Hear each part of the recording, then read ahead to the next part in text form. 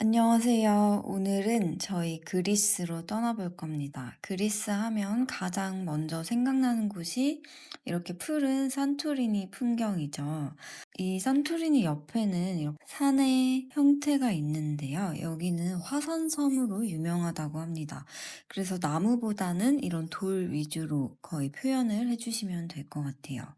그리고 마찬가지로 앞쪽은 조금 더 표현하실 수 있을 만큼 최대한 많이 해 주시고, 뒤에는 작은 직사각형들과 창문들 반구 정도를 이용을 해서 작은 느낌으로만 실루엣 처리를 해 주시면 될 것 같아요.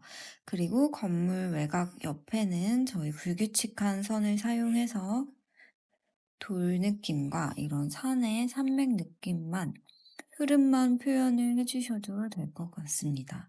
그리고 이 형태가 이렇게 직선화되어 있는 부분들이 많은데요.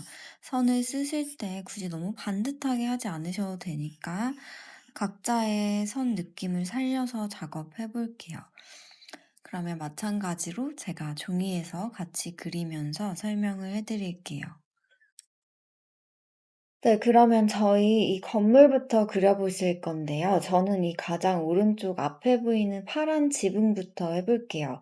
파란 지붕 보시면 반원을 그려놓은 듯한 형태의 짧은 원기둥, 각지게 그려주시면 될 것 같아요. 원기둥 같은 경우나 이런 반원은 사실 한 번에 그리기 힘들 수밖에 없기 때문에 편하게 살짝씩 끊어가면서 그려주셔도 될 것 같아요. 아니면 컨투어 드로잉 하시듯이 선을 여러 번 반복해서 표현해 주셔도 됩니다.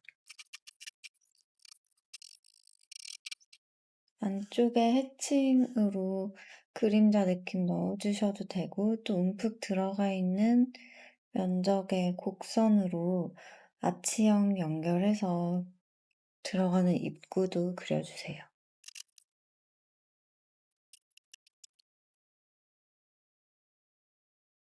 자세히 보시면 되게 다 도형이 간단하게 생겼어요. 원기둥이나 직사각형 형태로만 이루어져 있기 때문에 조금씩 끊어서 작업을 해주시면 좋을 것 같아요.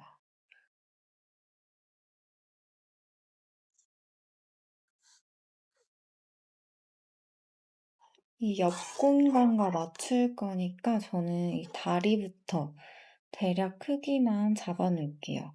이 연패 이 건물과 거의 비슷한 위치에서 이 다리들이 나오고 있고요. 그다음 꺾이고 몸통, 그다음 위쪽, 파란 지붕,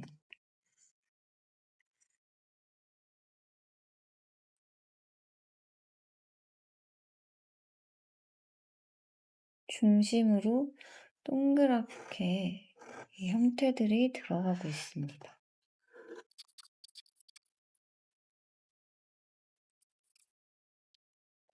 건물 자체들이 하얘서 뭔가 다 반듯하게 따는 느낌보다는 이런 어두운 형태들을 이용을 해서 작업을 해주시는 게 더 나을 것 같아요.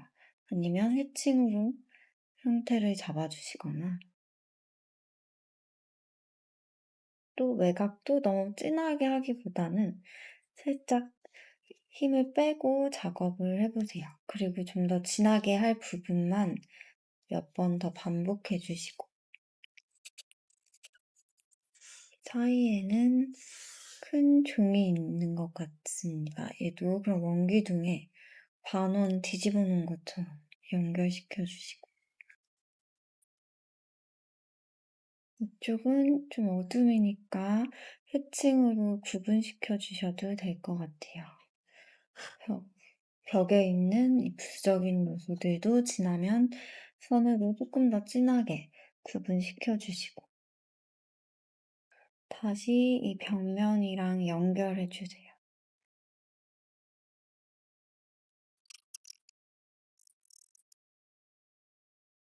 그리고 이제 또 옆에 작은 도형들로 표현을 해 주세요.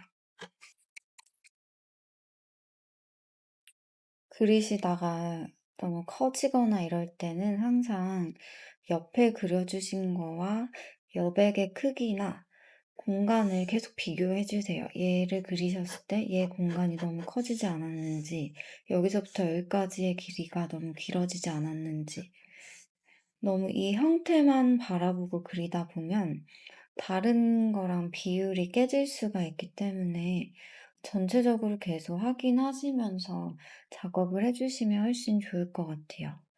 그리고 이게 펜이다 보니까 지우지를 못하지만 저희가 임의로 어둠을 잡거나 해칭으로 살짝 가려주셔도 전체적으로 봤을 때는 전혀 티가 나지 않기 때문에 더 자신 있게 해보셔도 될 것 같아요.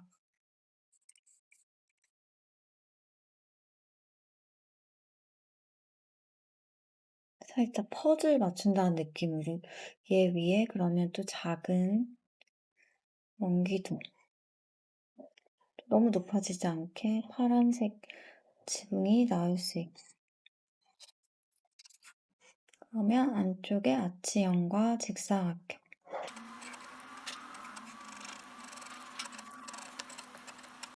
바닥 하나 더 그려주시고 이제 여기서부터 똑같지 않아도 괜찮습니다. 주변에 조그맣게 작은 공간들을 그려주세요.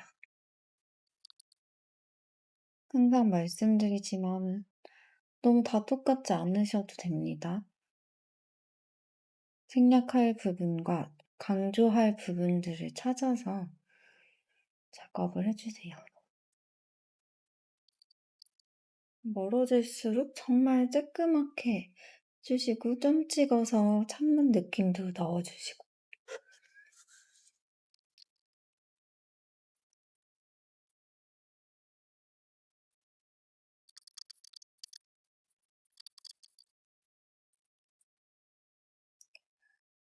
이 절벽에서 이렇게 좀 어두워지는 면이나 흙이 모여 있거나 돌 느낌이 쌓여 있는 부분만 조금 더 해칭을 이용을 해서 작업을 해보겠습니다. 이 뒤쪽에도 작은 마을이 있는 것 같아요. 건물들 흐름만 잡아주시고, 그 위에 절벽과 뒤에는 바다, 그 다시 저 멀리 있는 지형까지 흐름만 잡아주세요.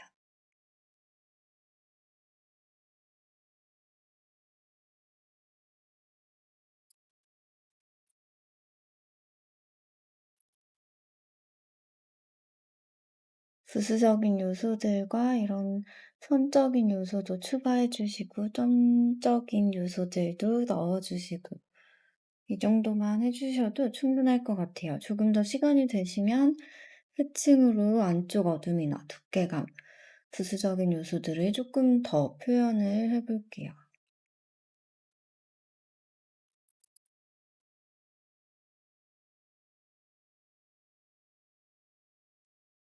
가까운 건물들 위주로 한 번씩 더 명암이나 선들을 진하게 마무리하시면 될 것 같습니다. 그러면 오늘도 이렇게 해보셔도 되고, 혹시 채색을 하실 수 있으면 포인트로 푸른 계열만 채색을 해주셔도 될 것 같아요. 저도 지붕 위주로 작업을 해볼게요.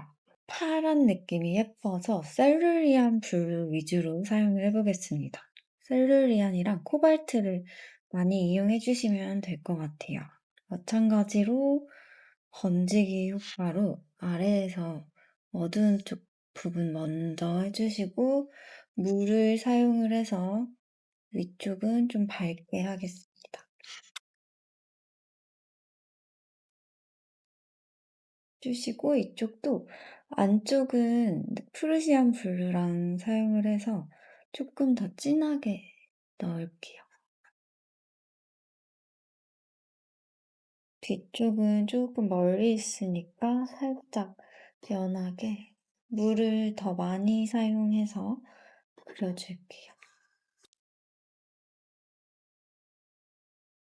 이렇게만 해주셔도 되고, 만약에 벽면까지 하고 싶으시면 살짝 푸른빛 도는 그레이로 저희가 아까 해칭을 사용했던 어두움 위주로 잡아주시면 될 것 같아요.